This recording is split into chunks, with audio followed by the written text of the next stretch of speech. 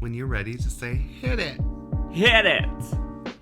This week on Feeling My Oats, we are discussing fear, the macabre, and the ooky spooky.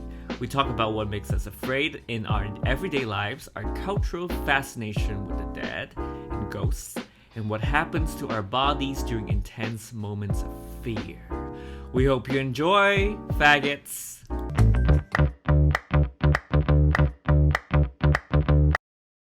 Welcome back to Feeling My Oats. This is, of course, our weekly chat show where we kiki about our lives, catch up on politics, and have a fun, flirtatious, faggy good time.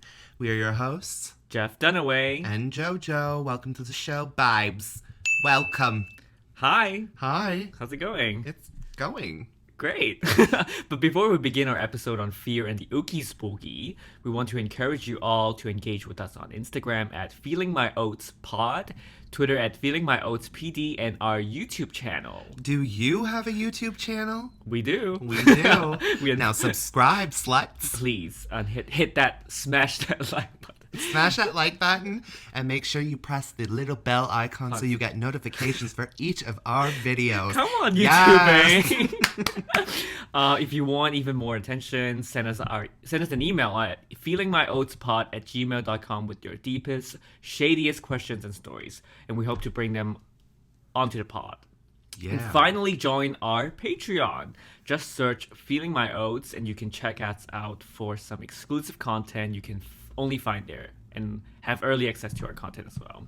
We also have exclusive sound bites, so you might want to check that out. Yeah, check it out. Please. Please and thank you. It would make us really happy. Thank you. Really happy. So what's making you feel your oats this week? Our birthdays, bitches. Whose birthdays are it? Whose birthdays are it? It's our birthday. It's ours, yes. Yeah. So if you didn't already know, both of us are unhinged Pisces sluts. Yes. Hello. Jeff's birthday was last Sunday, March 6th, and mine is coming up on March 12th. And by the time this episode is released, our birthdays would have already passed. So, including mine. How old are you turning?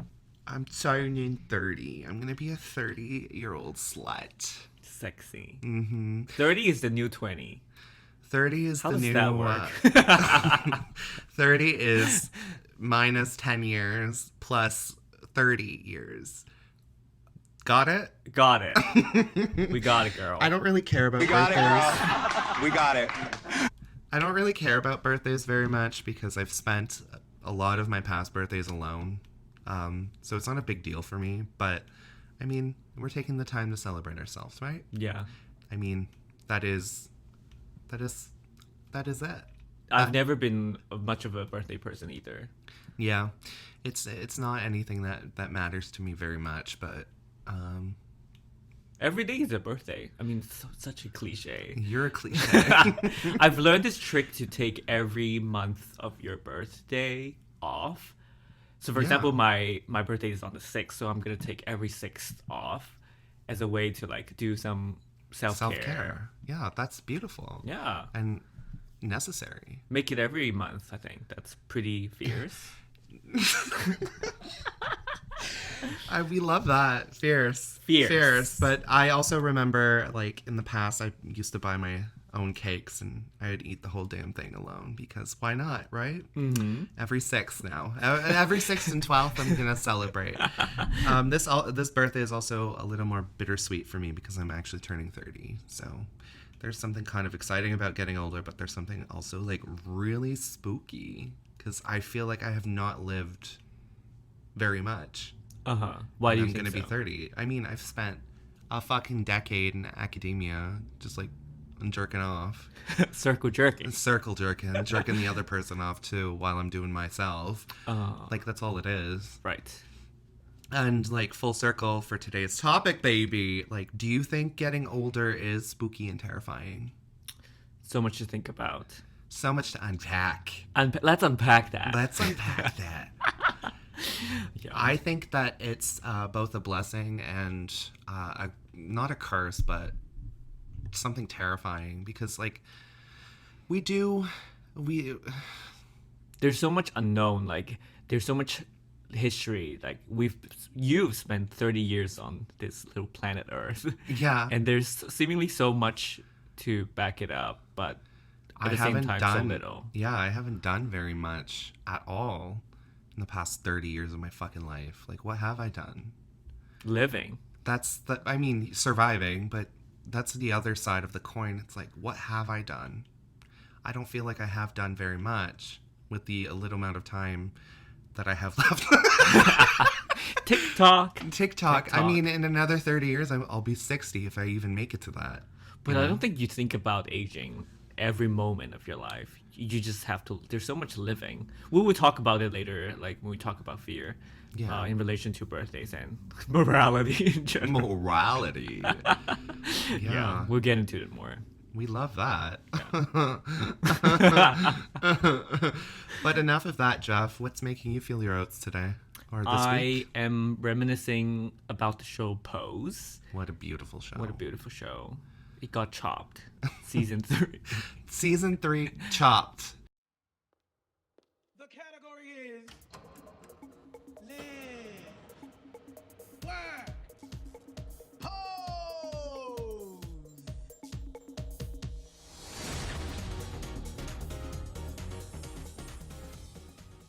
I just really miss how the show is so concise and so efficient about telling story with characters that are dimensional and not having straight producers or directors who are kind of curating these stories through a straight lens. Yeah, of course. I mean, the cast itself it's exactly the people who are in the community, and you see characters who are strong, independent, but also have their moments of weakness and vulnerability. And I think we need more stories like this. It captures something quite remarkable and beautiful about the community in general, and it is necessary. Right. Yeah. And I think they did a great job. I mean, can you imagine if they drag it out for 10 seasons? Yeah, I think it would just get redundant at that point, and it wouldn't capture like the importance of such a show and such a community. Right. And I think in many ways, not only are the characters so compelling and well written and phenomenally acted, I mean, it also tells this necessary story about the importance of queer families and queer kinship in general, right? Mm-hmm.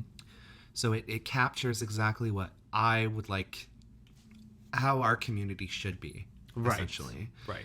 I think this is actually what kind of solidified our bond. Yeah. Just like the concept of, like kinship, like you said. Mm-hmm. And finding family feelings. I don't know how to frame it exactly, but through friendships or other ways of relating. Very much that. Mm-hmm. Actually, we started watching it together. Yeah. So you're a little crybaby. And I've seen it several times now. That first season, I've probably seen it like 5 or 6 times now with multiple people.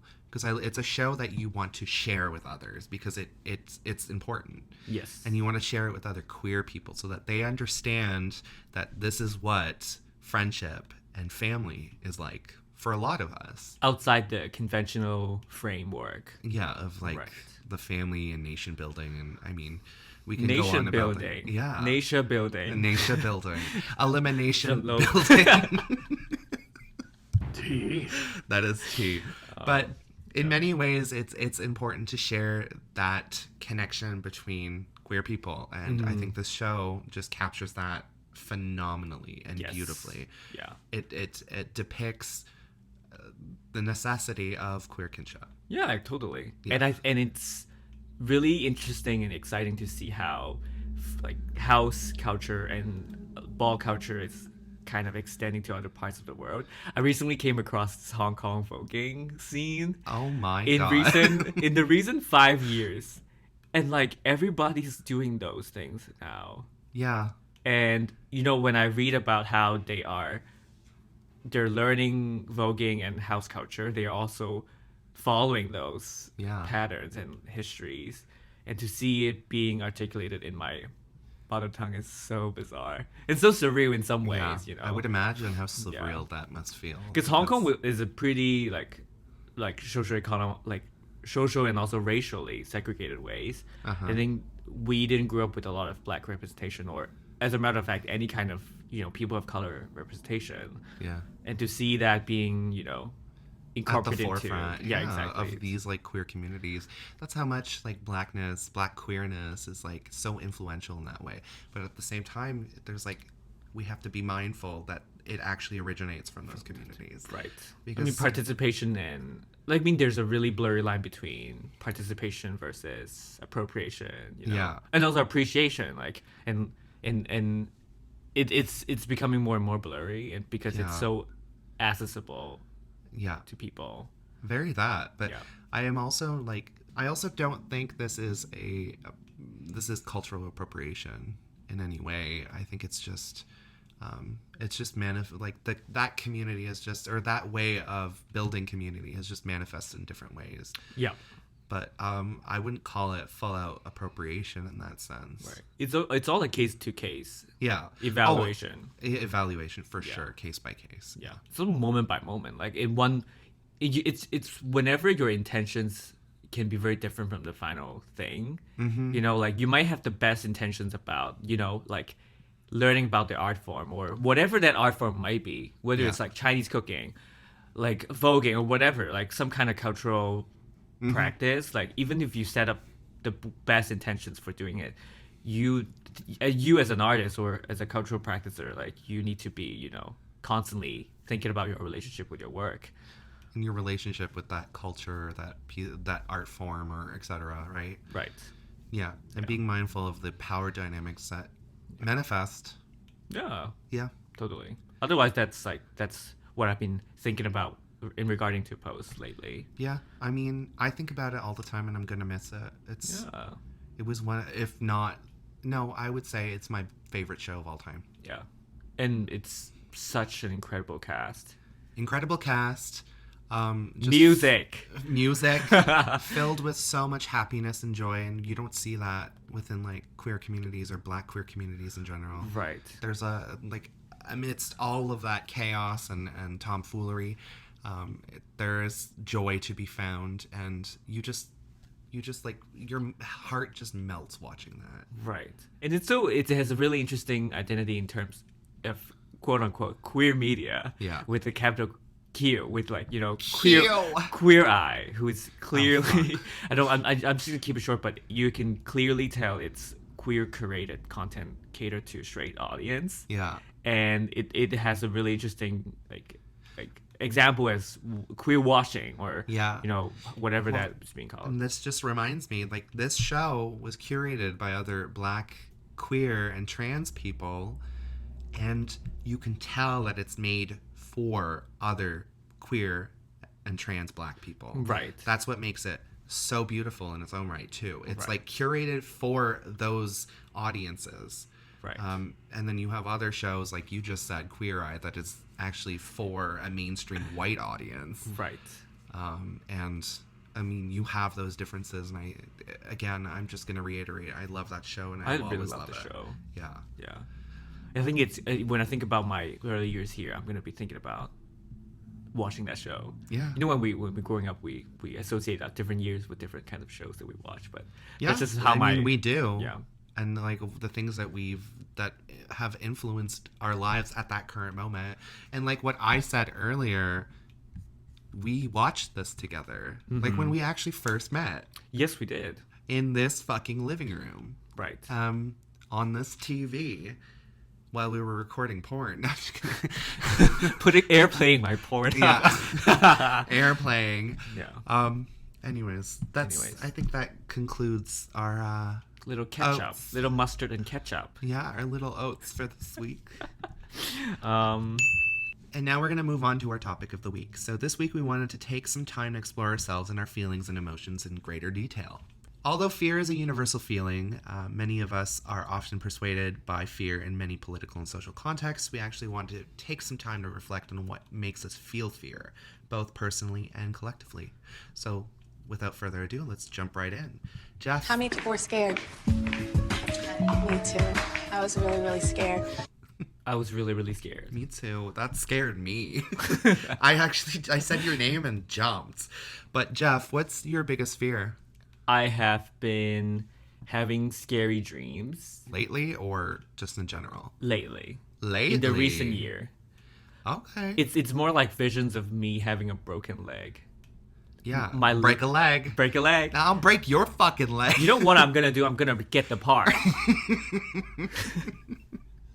I have been having these weird visions of me, my broken left leg.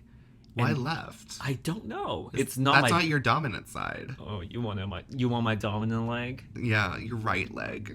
Oh, my 10-inch dominant leg. I think it's in those visions. I can be anywhere. I can be in a bathtub. I can be In the bathhouse. a bathhouse or walking down the street. Okay. And it's always my left shin or how. But how does it break? Does someone break it, or does it just break I don't on know. its I own? just immediately see my leg broken, and I can see the bone protruding out, Okay. and it's so Drag scary. name protruding out. Patricia out. I don't know what that means. What do you think that means? Like, obviously, it's about my body and my fear about like. Mobility. Yeah. I don't think it's that straightforward though. I don't think it is about mobility. I think it's just about your body changing, maybe Aging. frailty. Yeah. And I feel like as my body is aging, I feel like there's really little control that I have with my body. I mean, that's true. That's just how it works though. Yeah. As soon enough, you'll be wearing a diaper again because you No. keep shitting yourself. Diaper. A little diaper. You want to change my diaper? No. I just think I've always had a really, like, quote unquote healthy body, like able body, and I don't know. I have this irrational fear about losing control of my body, and That's not irrational though. but I like like people are gonna come for me like saying, oh, this is crossing with the disability discourse. No, I don't think so. I think that we all inherently have that fear that our bodies are just going to fail us. Right. And it will happen eventually, some quicker than others, but I mean, I don't think that's irrational, and I don't think that verges into like disability Right. conversation about disability in any shape or way. But I think with that fear, like you're saying, comes with privilege, because it takes certain kind of privilege to have me have this fear, Sure. without having to actually, Yeah. take care of myself with those things. Yeah, this is the recurring dream that I have about. I mean, that is a scary thought though. Yeah. I've had multiple dreams too that are like frightening in their own ways, but I just think about how my body, if I do, get into an accident or something, how am I gonna take care of myself? Or because I'm very far away from my family, yeah, so it makes me really, anxious about getting into an accident. and being a liability. Yeah, I have you. I'll take care of you. you're matronly. You're very. I am. You're very matronly. I know. I'm Yeah. such a mom. I'm so grateful for you, for your matronly. It's a good thing that I still produce breast milk. Yeah. I'm sucking on it while we speak. Yeah. Um, So do you also have some health-related fears? Not necessarily fears, more like anxieties, because they are completely different feelings altogether. But I'm anxious that I may have or will develop cancer. Mostly colon. Okay. I have a history of colon cancer in the family, on my mom's side specifically, and I don't know. I always have digestive problems, and Interesting. it's something that I've thought about before. Not because I want to, obviously, but because it just manifests in my brain, my little anxious brain, where I'm just constantly thinking about cancer and developing cancer, specifically colon cancer or any kind of cancer related to my ass. It's What is just it called? Is it called colonoscopy or something? Have you done it? colonoscopy. Yes, I've had one. It sucks. Actually, I've told you about this already. Did we? Yeah. When you have a colonoscopy done, they fill you up with air and you're like bloated, and they put you asleep, and they put this little camera up your hole and they just weave around your colon and your little intestine, and they record. They just look around for polyps and shit like that. Huh. And by the time you wake up, you are put in a chair, and you have to sit in that chair for like half an hour and just fart away. Farting room. Fart. It's just a room filled with farts. Did talk about this. Yeah. I don't remember which episode. It wasn't an episode. It was personal, baby. But anyway, we did. we We did. did. Yeah. Yeah. I should probably get that done. Yeah. It's been a decade since I had a proper body check, and I really need to get it, you know. A body check. I'll check you through this wall, bitch. Your dad always body checked me. In bed. Anyway, Anyways. how about you? Like, what's your biggest fear, do you think? My biggest fear is loneliness. And don't get me wrong, I love being alone and spending time alone, but I hate the feeling of loneliness. It scares me. Because that's also when you start having these intrusive thoughts about yourself, about what you're doing with your life, etc. When I'm left alone, that's when I start thinking negative thoughts. Right?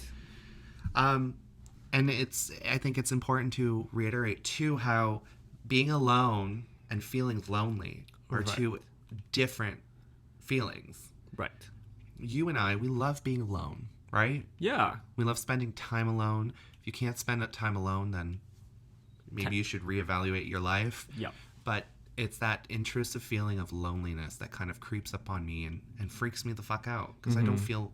But I'm also like at peace with the fact that I might feel lonely for the rest of my life. I mean, Do you think that is something you kind of give in yourself?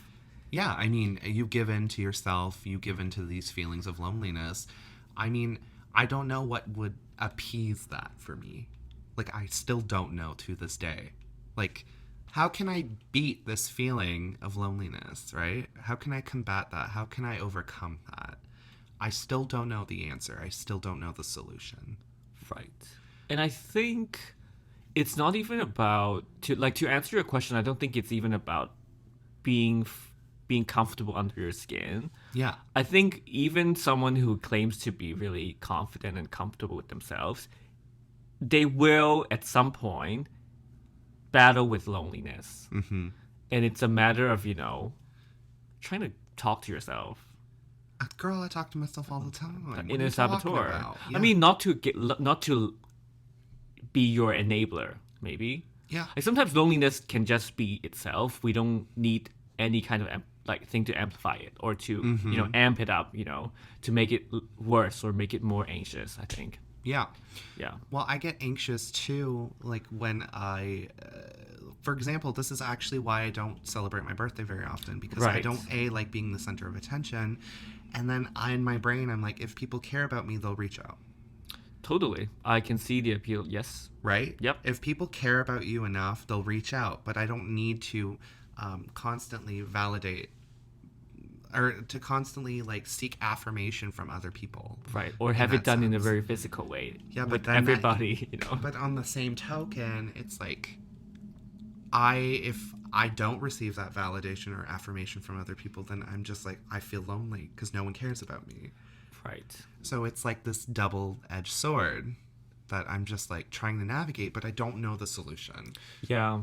I don't think there's ever going to be a solution to it. No, exactly. Right. And like the people that I seek that validation from the most, if they don't give it to me, oh fuck, I spiral. Yeah. I spiral. I think there's so much and it's talk scary.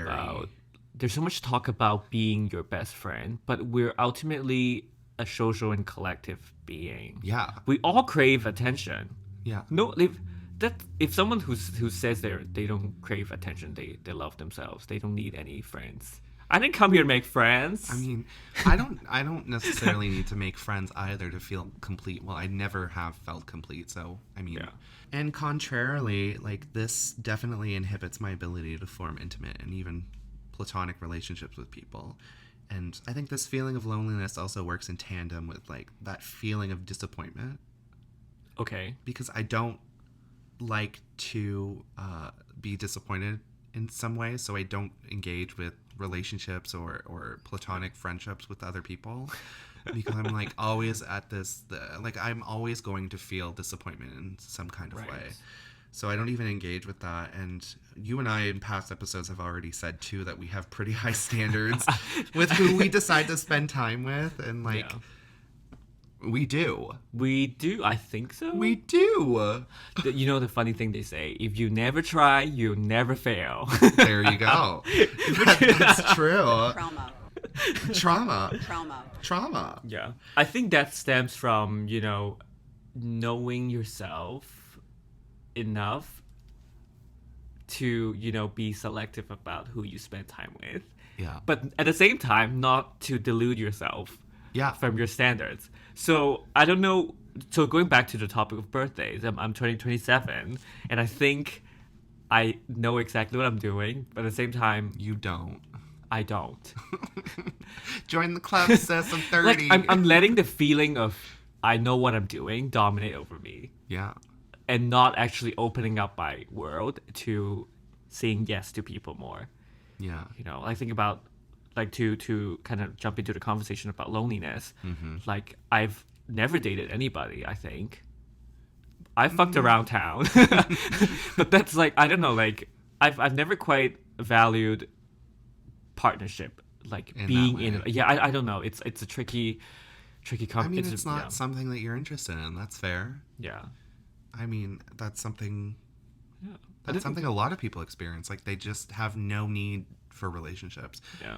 For example, I do like, I do like having a partner, whatever, but I don't need to be around them, or they don't need to be around me at all times. Sometimes I just want a reminder that you're thinking about me, and that's it. Right. And I'll see you once a week. That's good enough for me. Whoopi Goldberg has a headline that writes, "I'm not going to marry someone. I don't want them in my house." Yes. I mean, that's fierce. Those are words to live by, right? Yeah. And ultimately, on a side note, I'm always trying to work through this fear of loneliness. It's something that I know will take time. I'm only 30. It'll probably take me a few extra years just to figure that fucking shit out. Yeah. But at least I'm working on it. Work it, mama. Which is more than what most people do. Push it aside and let it fester. I think just a quick tangent. I think loneliness for queer people it's something. It's different. It's different. Yeah, I mean, because most of our lives have been spent alone. Or being the outsider. Yeah. Yeah. The outsider alone. My title. That's the title of my your memoir. My unwritten memoir. Yeah. Fuck. Anyway. But speaking about the spooky factor of loneliness, though, are you afraid of dying or the dead in general? The older I'm getting, I'm so looking forward. That's my mentality too, bitch. I see the light at the end of the tunnel. Literally. I don't think death is You scary. don't think? I don't think at all. That's just what it is. I think when I was younger, of course, we're going to be scared about dying. Yeah. But only because we haven't lived enough. And this goes back to what I said earlier. I don't feel like I have lived enough, and I'm at peace with that. But people want to be oh, I'm going to live in 5 different countries and 7 different continents. And suck all the cocks. Exactly. Deborah Cox, Laverne Cox, Courtney Cox. Jackie Cox. Yeah, those Cox. Yeah. But still, those people are going to be I haven't lived enough. Okay. Yeah. I don't know. The scale is so, malleable. And, I mean, for me, I don't know about you, 27 years, I think that's a pretty solid... That's a solid life. I mean, I don't want to join the 27 Club. That's so dark. Yeah. I'm definitely not doing it. This is my... Oh my god, yeah, the 27 Club, which I completely forgot about. Amy I surpassed Winehouse. it. Oh, yeah. I surpassed that. How is that, what, are you scared of dying? If you surpass that 27 Not Club? at all. In fact, like we said earlier, I actually look forward to it in many ways because the world we live in is just so fucking exhausting, and I'm so over it. I'm like max limit complete. But also, our generation and the people who are living now, have experienced the most out of any other generation. Turbulence. Conflicts. Prison, honey. Drama. Prison, honey. But things are like rough, and I'm so fucking over it. Right. Climate change, wars, conflict, poverty, I already said climate crisis. Club. Another club. Club. No sleep. Another club. Plane. Train. Train. Next place. Club. No sleep. Another club. No fear. Another club. Nobody. Another club. Train. Another club. Another club. Can I have a club soda? You're so stupid. Anyway, we both are not afraid of dying. No, That's what we're trying to say. ultimately, not at all. Yeah. What about some other smaller? Tyraphobia. I want to talk about some smaller types of fear, like tyraphobia. Scared of Tyra Banks. How many people were scared? Me too. I was really, really scared. I literally typed tyraphobia yesterday night, and I thought You thought you made it up, and it was already there. no, it's actually tyrophobia. Do you know what that means? No. It's the fear of small congested holes. So like looking at a lotus. It's typophobia, isn't it? No, it's tyrophobia. Typo. Oh, typo. It's the fear of typophobia. typo. It's the fear of typos. grammar mistakes. Okay, So that was really funny. Okay. So it was typophobia. It's typophobia, I think. Yeah. I think so. Are you like what? Are you scared of some like smaller things? Are you scared about like small congested spaces? That's claustrophobia. Yep. I'm not. No. I have claustrophobia. That's why I came out of it. Came out of your mom's pussy? Came out from the closet. Oh. Come on, funny wordplay. Anyway. Anyways, How many people were scared? Me too. I was really, really scared. Tyraphobia. I can't. I think everybody is scared of Tyra when they're on the show. Yeah, be quiet. Be quiet! When my mother yells at me, it's because she loves me. Anyways, but we're not afraid of death. What do you think people's fear of death comes from? Because like I when I thought about it, I think about how, you know, this moral narrative of almost biblical in a way that we're born to redeem ourselves, you know, to do good in the world and, you know, get into the heaven, whatever that might look like, you know. I mean, in many ways, it's like people fear dying because they fear, obviously, losing access to their bodies. But I think a lot of it, too, has to deal with with fear of, like, actually entering hell. I want to go there. I want to go there. I want to ride Satan's I want to party with Kim Petras. She's still alive. No, I mean, assuming that we're both going. Oh. Who's gonna be in hell? Do you think? You and I. You and I. Who else? Pretty much everyone. All the gays and queers. I think that a lot of people. Yeah. By the standards written in the Bible, I think a lot of us are doomed. But whatever. Who cares? Who cares? I mean, I also don't believe in. I don't believe in binaries.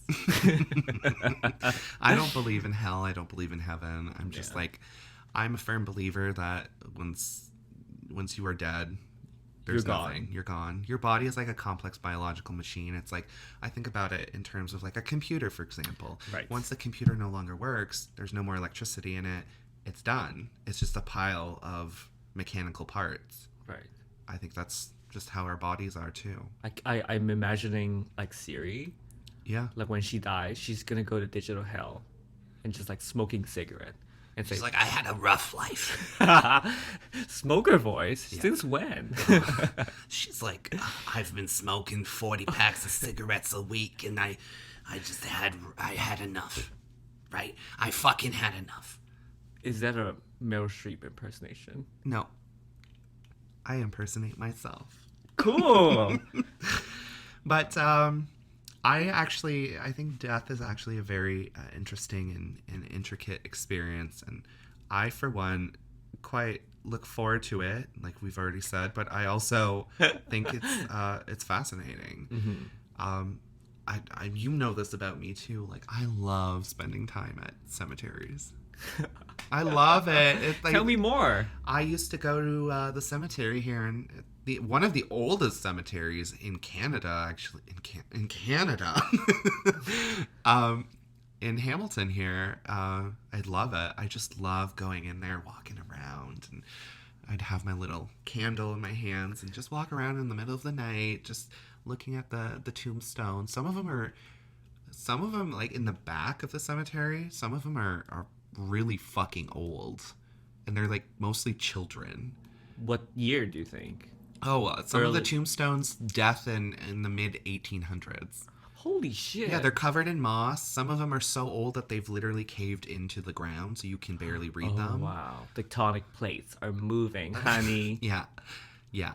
Oh It's swampy, just like my ass. I would never get buried. Buried back into the sea. Yeah. So I can drift around. No, what I'm going to do is just bury you in my hole. You'll never, no one will ever see you again.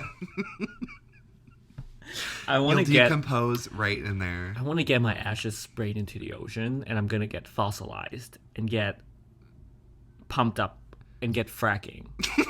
Make some oil, baby. Baby, honey, the oil prices are rising. Get into it. When we talk about death, we have to talk about ghosts. Ooh, yeah. Do you believe in ghosts? I don't, actually. Are you scared of them? No. I think the concept of ghosts is so fascinating and weird and entertaining. I think it's very entertaining, actually. And I've always been fixated on the macabre and like ghostly specters. Right. It's just part of our like social consciousness. Like, we just think that ghosts exist. Right. We think that ghosts occupy spaces like the living, and I think that's just a crock of shit. But I enjoy it. If they occupy my space, they need to pay some fucking rent. Yeah. Where's your rent money? Bitch, pay my rent. I know. You live here too? You're my roommate? We better split. They pay with bitcoins and NFTs. Yeah. NF titties, yeah. What are some of the what are some ghosts that you can think about? I think about Casper. I think about Ooh. Yeah, he's friendly though. I like those malevolent spirits. I think those are really cool. Like who? Like you? No, I'm trying to think. Like, let's say like The Ring, for instance. Oh, I love her. Yeah. Sexy icon. Sexy icon, hair covering face. Ooh, she's This week on the mysterious. runway, I came down with the drenched black wet hair, 46 inches, human unit, and the judges are gagging. But the judges put me in the bottom because I didn't have any nails on. I'm wearing a simple white dress with But moth holes in it. Raja Raven tooted my lip because I had my nail gloves on. Anyways, side note, I think ghost hunting shows, I've always been fascinated by those. Even when I was a kid, they used to scare me because at that time, I mean, when you're 12, 13 years old, you're like, you believe in that shit because it's been funneled into your hole over and over again. Right? Okay. Touch the children. I'm listening. But it's been funneled into like our lives for a very long time now, just the concept of ghosts. But I just think it's very interesting and fascinating. And I'll go on a little tangent here. I've been told that there was a ghost in my apartment, but I don't believe in it.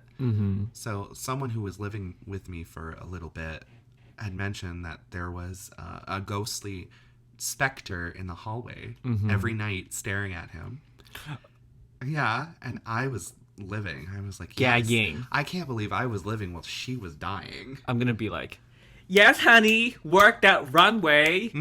Actually, right there at the arch right here. Who would play her? Scarlett Johansson, because she can play anyone. Hey, girls. It's me, Scarlett. But yeah, I've So always... she's an Asian woman. I don't know. Yes. If you know, you know. You know, you know. Anyway. How about you? Are you like interested in ghosts? Do you believe in them? Do you think they're sexy? Would you fuck them?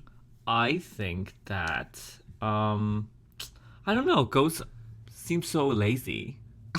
It's a lazy concept. Yeah. Yeah. I Like, why don't you understand just that. go somewhere else? Like, why don't you just get a job somewhere? You know. Yeah. I'll write some cover letters for them. I'll write you a good cover letter, girl. I don't know. I don't think about ghosts. I think about spirits. I think about spirits that are within us.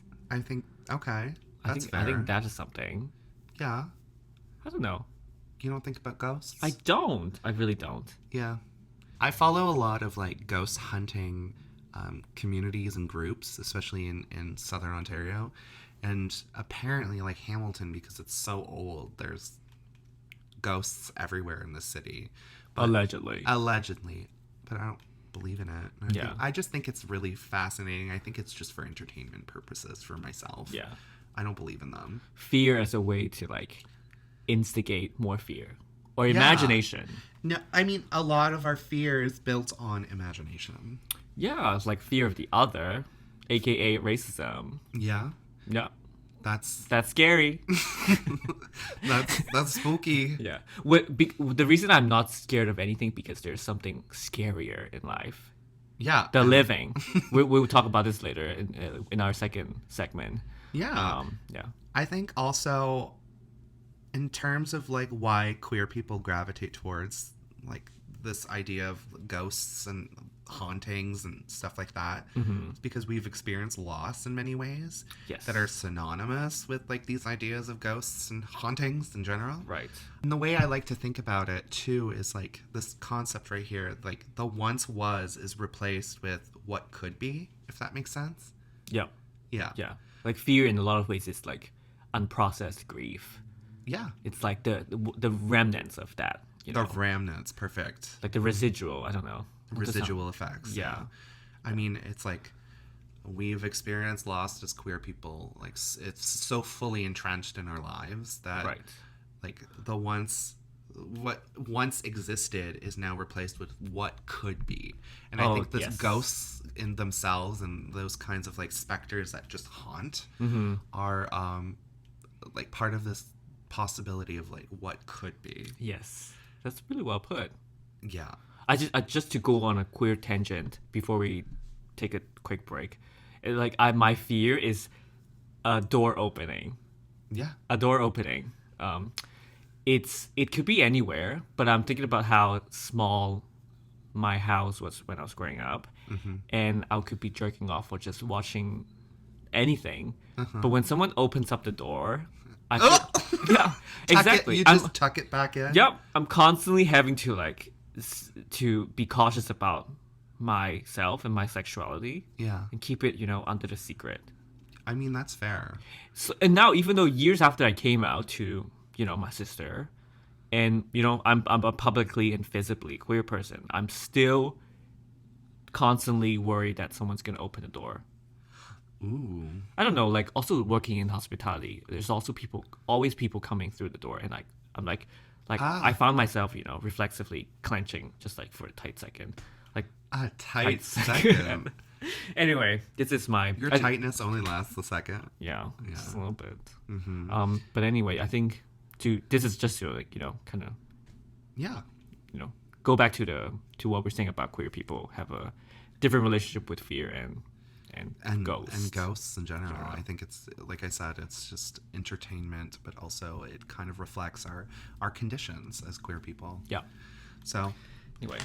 But before we actually move forward with our topic, we want to take a quick little break.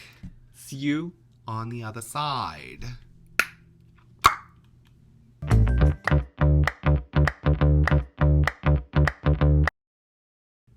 And we're back. Now we're going to move on to our little segment we like to call What's an Adjective? What's an adjective? And I still, to this day, I still don't know what an adjective That was is. really tight. I just pressed it and it just came off. Yeah, we love. But just to give some background, we're going to hit our random adjective generator to prompt the first thing that comes to mind. Mm-hmm. And we want to spill the beans and tell the stories, right? Mm-hmm. So without further ado, Let's see what adjective we have for little Jeffy here. Hit it. Drum rolling.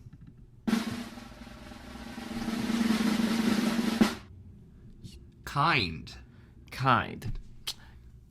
I think this is also a reflection and a reminder. To be kind. Okay, I'm gonna go on a spiel here. Okay, spill the tea. Kind. I think kindness is more Sexy. I think it's complicated sexy. because it shouldn't be a formality. Yeah. I mean, it's okay if people like, hey, like, come greet you and like, hey, how are you doing? Like, how are you? You know. Yeah, but that doesn't. That's the baseline. that seems like a formality, and formalities are really boring. Yeah. I mean, I as a queer person, I'm just like, ugh. Don't Exactly. come talk to me. Don't be kind. Kind. Yeah. What is kindness? What when you think about it, what is kindness? Mm-hmm. It's speech acts, I think, a lot of the times, or Yeah. actions. Like Yeah. when I think about kind people, they're always, present. They don't really, adhere to any kind of expectation, or, as a friend, they don't owe me anything. Yeah. I think that is kindness because they understand their humanity, and they don't want to try to constrain you in some kind of social agreement as to, Yeah. you're my friend, so you're They gonna understand boundaries. exactly. You've implemented a boundary, and Yeah. like I should respect it as your friend. Yeah. And I think that in itself is kindness. It's Yeah. acknowledging what your friend is actually telling you. So read between the lines. Yeah. Do you think honesty is always kind? No. I don't think honesty is always kind. I think honesty is honesty. Come on, English lessons. Yeah. No, I think that honesty, although can be guided by kindness in many ways, when you're being honest to some people, when we're spilling tea, when we're reading children, that's not kindness in many ways. Right. Right?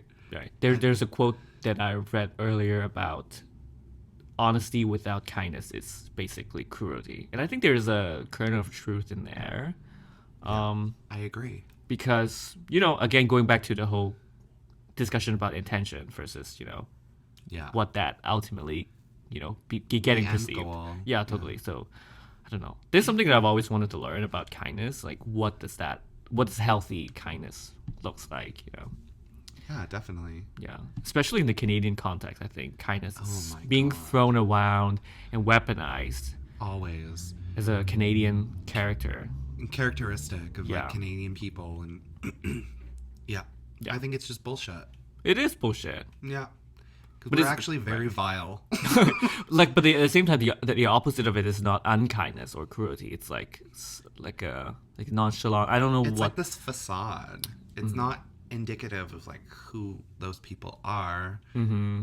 It's just a facade. It's like a mask that we put on. Like, hey, yep. look at us. We're actually very nice people, but we'll backstab the fucking shit out of you, and we'll throw you in a ditch. Right? Yeah. That's Canadian culture. I love here. I love living here. Please give me my residency. Oh, fuck you. Thank you. Thank you. Immigration. Immigration. Yeah. Emigration. Emigration. Oh, New drag name. Hello, Emmy. Hey, Emmy. sister to penetration. Emigration. So do you want to hit your adjective today? Yeah, let's do this.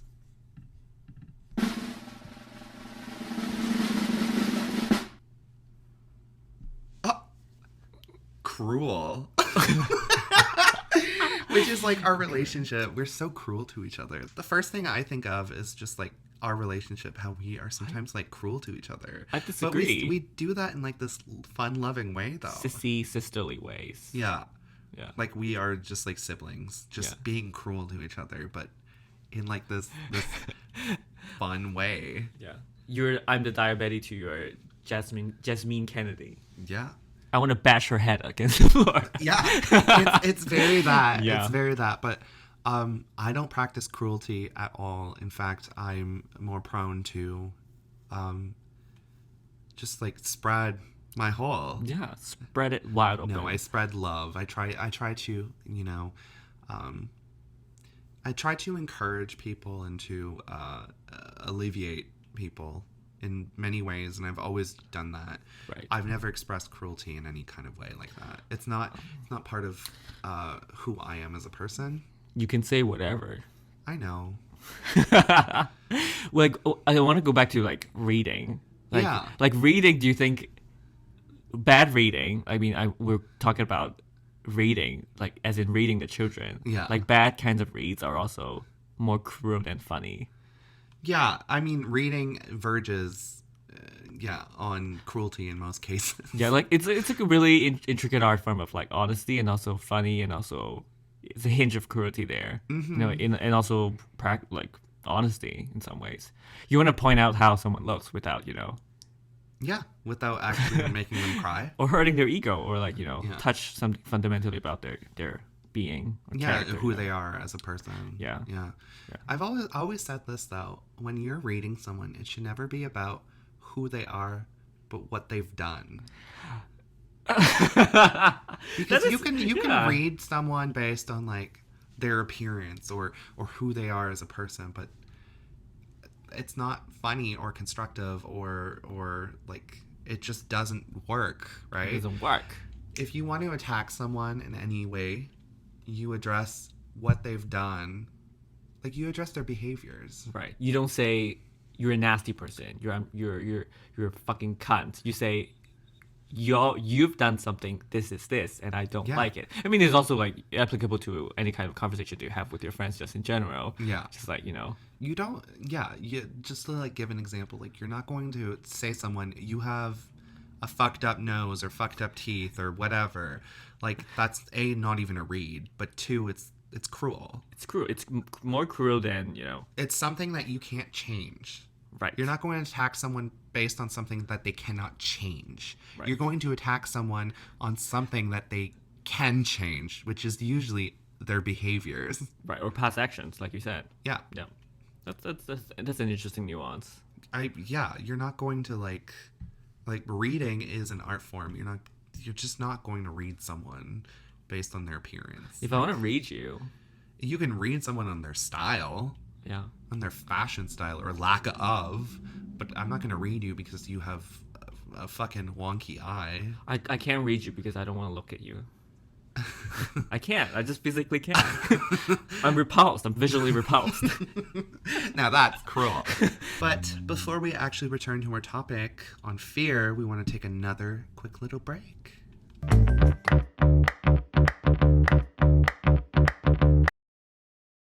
And we are back, sissies. We are. We are taking a little deeper dive into the topic of fear. Yeah.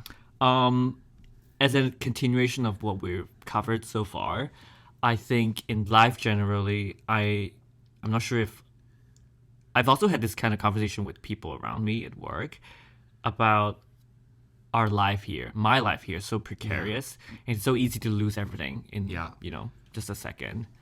I had one of my worst fears happen to me a year ago when I got rejected for a permit. Yes, I And remember I that. called the immigration.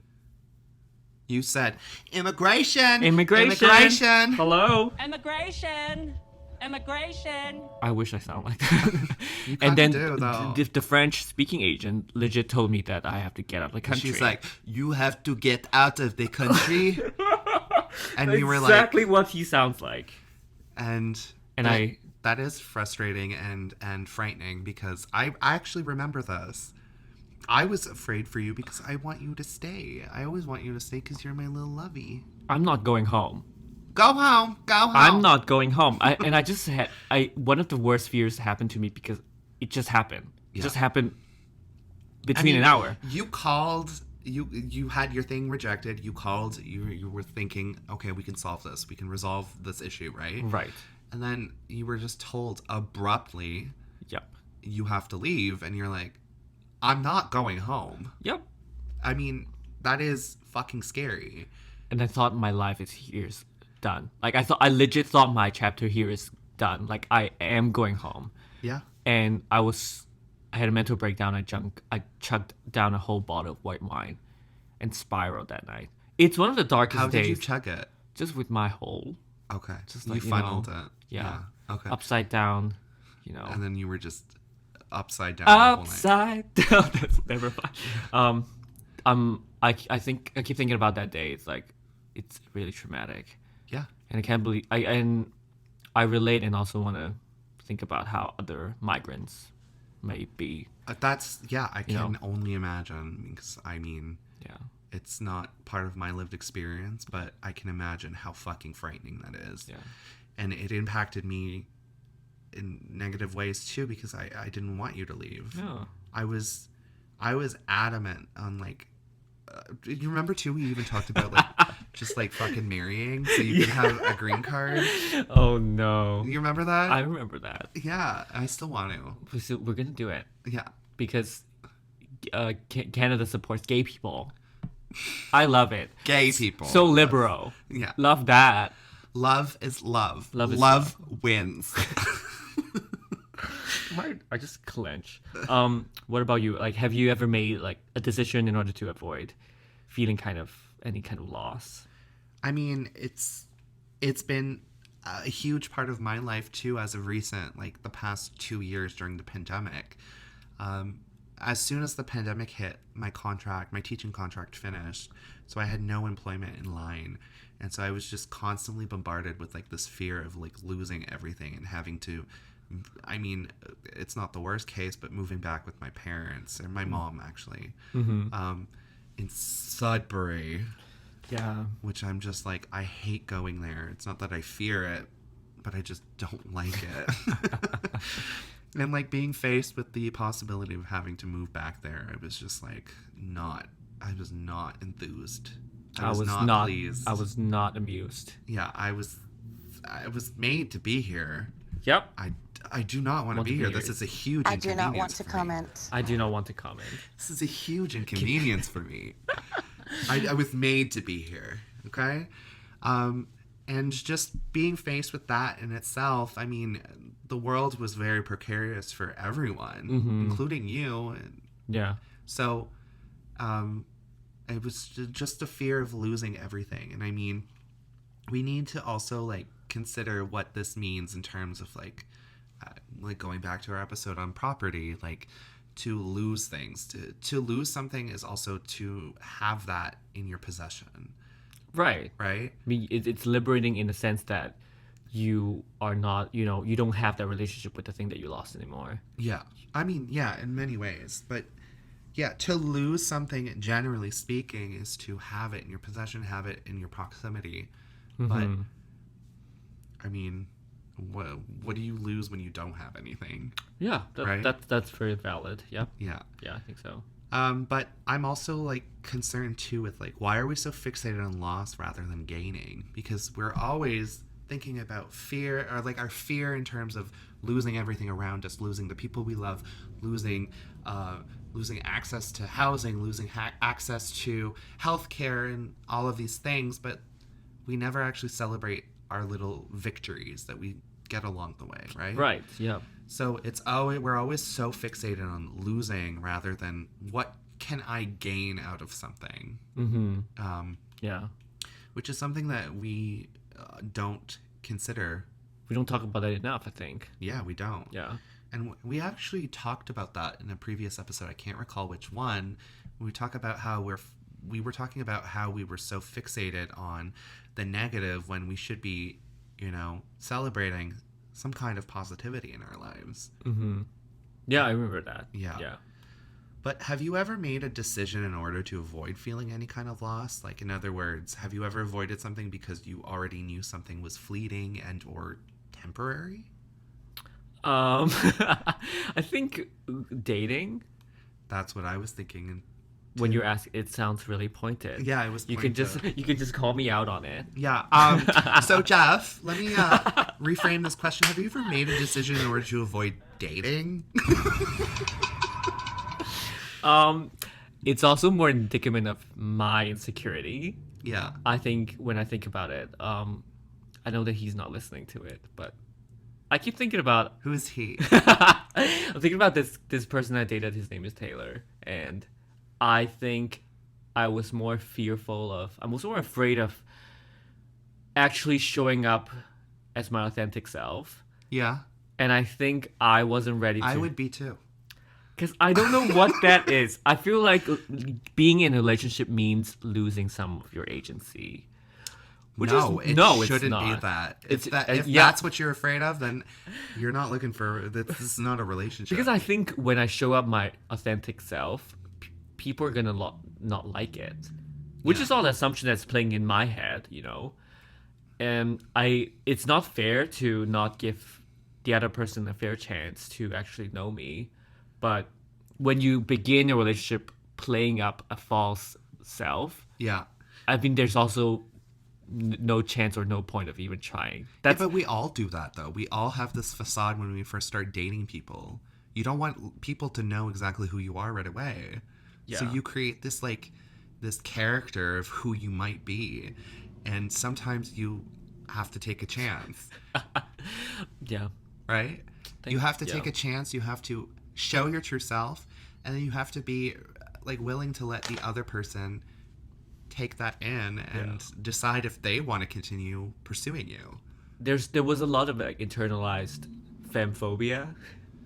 Yeah. I was afraid of showing my femme side, and Well, now you're not because you're a top. Well, tell me more about it. Yeah. Yeah. Yeah. Tell us less, please. Sorry. Just spit. Yeah, that's exactly what I'm thinking. I think there's so much work I need to be doing about dating. Yeah. I really need to start, putting myself out there. Yeah. I mean, it takes time, and again, you have to be kind to yourself. Yeah. You have to acknowledge that, hey, this will take time, and I will do it. And when I just get a green card. That's gonna be one stone, two birds. She just changed the game on us. Just changed the game, mama. Yeah. She's a game changer. But also in terms of losing things, I just had a breakup not too long ago, and it was very difficult for me specifically because I actually still very much love this person, but loss felt like mourning, if anything, and that mixed in with this fear of him not being around anymore broke my heart. It was very difficult. Mm-hmm. It's still very difficult. We still speak every day, but yeah. And we express our our feelings every day towards each other, but it's just in many ways it feels like it's just mourning some kind of loss. You never know how long it's gonna take. Right. Yeah, because things are evolving as they speak. Yeah. Yeah. Yeah. Moving forward, I wanted to actually talk about the bodily reactions and the affective reactions that we have during intense moments of fear. And I think this was inspired specifically by watching horror movies, which I love. They're actually the only movies that I watch and consume. And just looking at the actors kind of just portraying fear and what that means. Mm-hmm. Because you do see bodily reactions. You see heavy breathing. You see mucus falling out of their noses. You see intense crying. You see heaving. You see heaving. Anyways, sexy words. But you see how fear in itself becomes a physiological reaction, right? So have you ever paid attention to your body when you felt afraid? If you think back to when you were a kid and you were afraid of something, and your immediate reaction was fight or flight, I have to go, and right. But then your heart is pumping. You can feel the blood literally coursing through your veins. Yeah. You can feel your breathing intensifying and all of these things.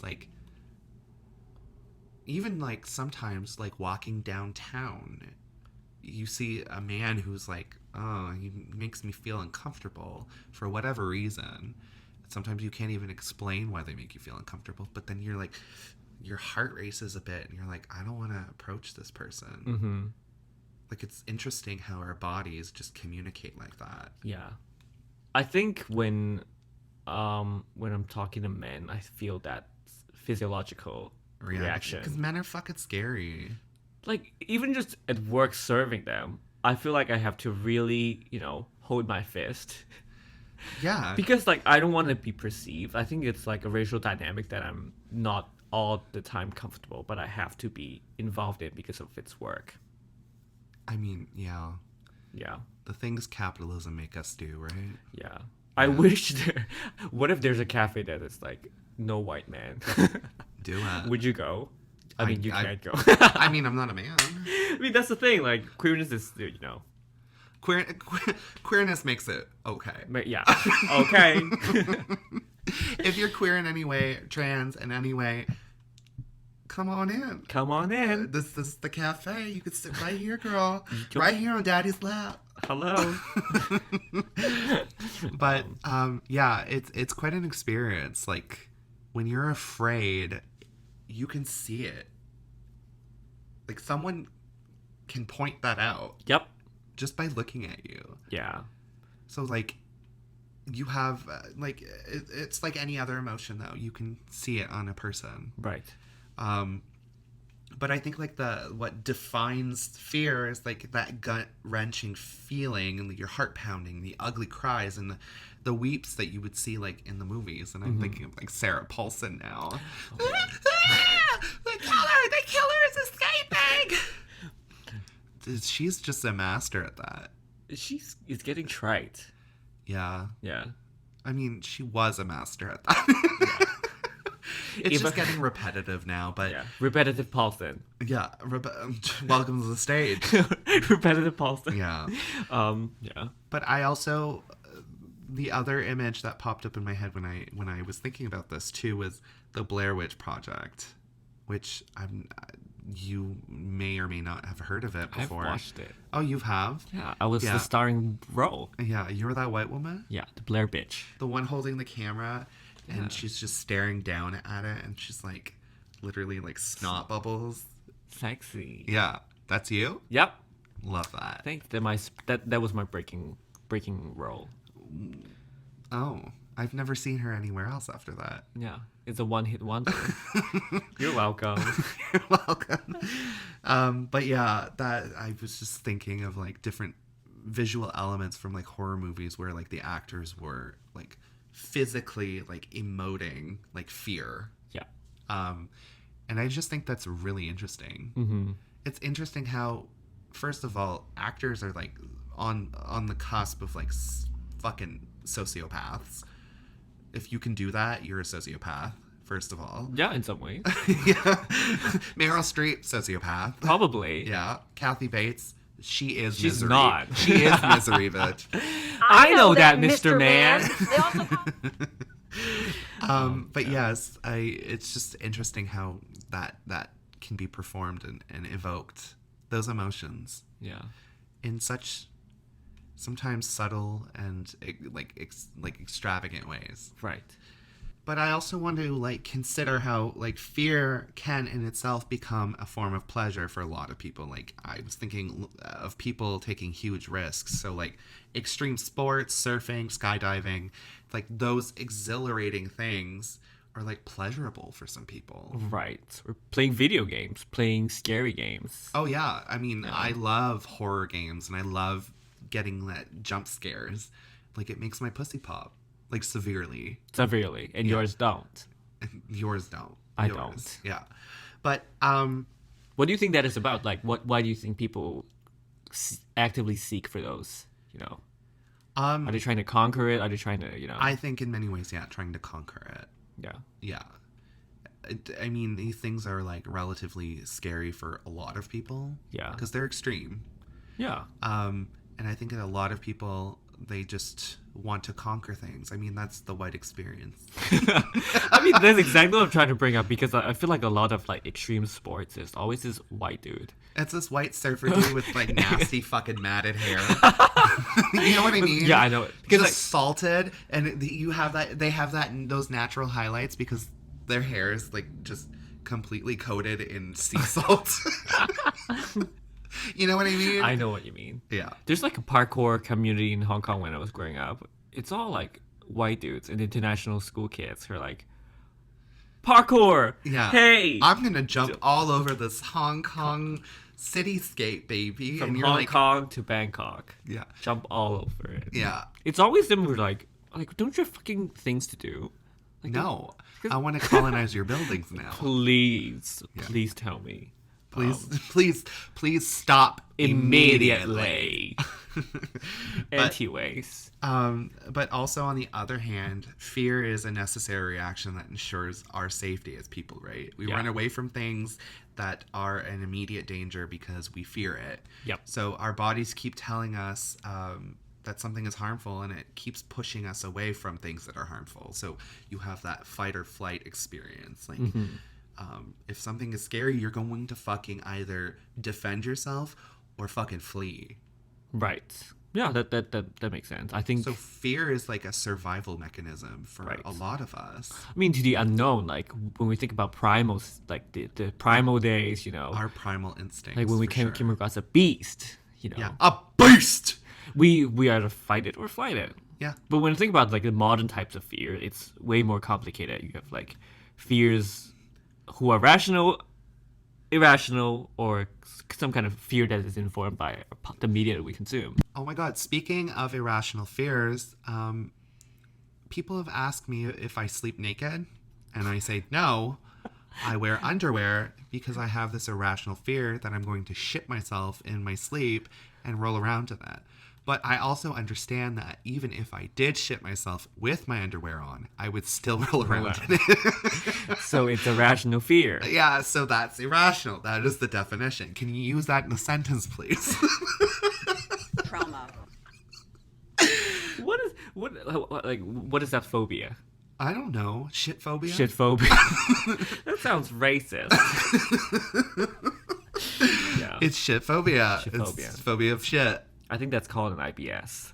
That is why I had that colonoscopy in the first place, baby. Full circle. A full circle narrative. Sign me up. Sign me out. Sign me out. Send me home. Send me home. All right. Not to bring this down, like I think about fear in the world right now. It's everywhere. It's every screen that we're reading, every news we're reading, there's more fear. Oh yeah. It's spread like we spread our legs. It's spread faster than COVID. Yeah. I think fear in our current timing has a really efficient way of, dominating our consciousness. Yeah. And I think, like, whatever between, from Hong Kong to Canada for my personal experience and also what's happening in the world right now in Ukraine, like, fear is a pretty interesting narrative of how to frame things. Yeah. But also, how much can fear do? Like, what is there other than fear? Yeah. Right. I mean, it's about finding some kind of motivation and also other ways to, Yeah. Fear, in a way, though, creates and maintains social order in very concrete ways. Yeah. For example, like, we were told to fear COVID, which, I mean, you should. Yep. Because it's very harmful and disastrous, especially for communities of color. When everything is being putting on blast on Twitter, wherever you get your news from, it's easy to feel desensitized. Yeah. Yeah. And then, I mean, in a way that fear kind of like stifles our political consciousness and our active agency. Yeah. Like fear becomes a thing that, again, dominates our understanding of the world. And very much that. Yeah. We stop caring because of fear. Again, it's go back to the whole flight or fight tendencies. Yeah. I think a lot of times when I hop on Twitter, I'm only speaking on for me personally, but I find myself flighting. Yeah. Just like trying not to care, which is like a really not good way to engage with the world. It's also not a good way of coping because we're constantly bombarded with like traumatic images, traumatic events, and like that flight aspect is avoiding your like, it's not only just like avoiding complicit, but it's just not healthy in terms of like your position in the world. Mm-hmm. And in many ways it makes you complicit. Right. Yeah, that's true. Right. Yeah, I think so too. I think not like, especially watching everything from the Canadian side, I think not feeling fearful during a crisis, it's again a privilege. Oh yeah, definitely. Your Twitter feed is gonna look like somebody posts about their 10-year job, and then the next tweet is gonna be a fucking child running for their life, and the next tweet is gonna be like, hashtag Drag Race UK versus the world. I mean, that's like, our algorithm. and like how I mean, when our digital world is like so good at fear and At propagating fear. Yeah, and it kind of stifles our everyday life. It does. Yeah. It halts a lot. Yeah. And then try fucking working your job after that. Right? Yeah. Because, like, I will sit at my computer screen and I'm thinking, like, the world is literally in fucking shambles, and here I am answering people's phone calls. About their tax returns. Hey, hon, did you get the access code? Did you get the mail? Yeah. Yeah. Fun life. Yeah. Yeah. But- What I want to conclude today's episode by doing a breathing exercise. Mm-hmm. I want us listeners out there to also join us with this exercise. So breathe in twice with your nose, 2 deep breaths. So we're gonna do it together. 2 deep breaths. Yep, through your nose. We want to do it again. Okay, 1, 2, 3.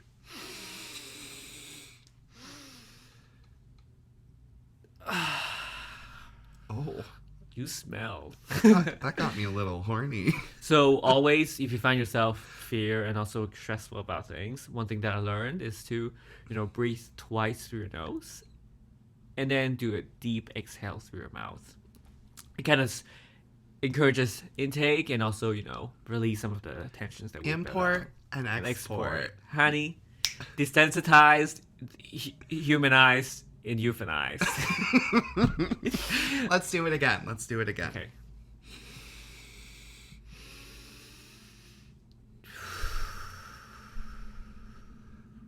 Yeah, That's it. I feel better already.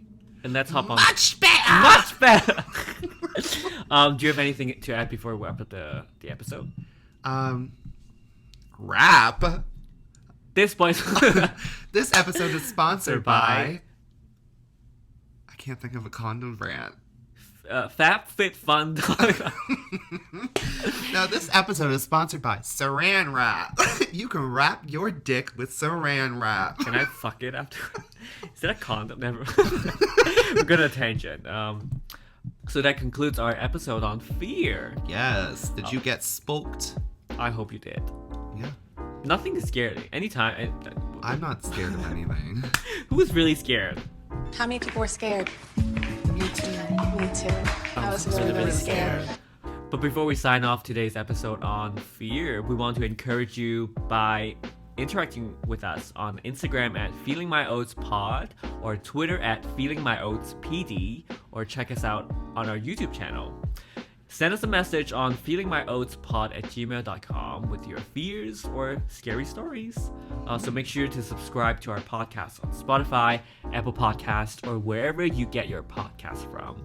And while you're there, leave us a 5-star rating. Yay. You can also find me on Instagram at JeffDunaway_ and Substack at pleaseremindme.substack.com, where you get a free piece of writing every week. Free? It's motherfucking free.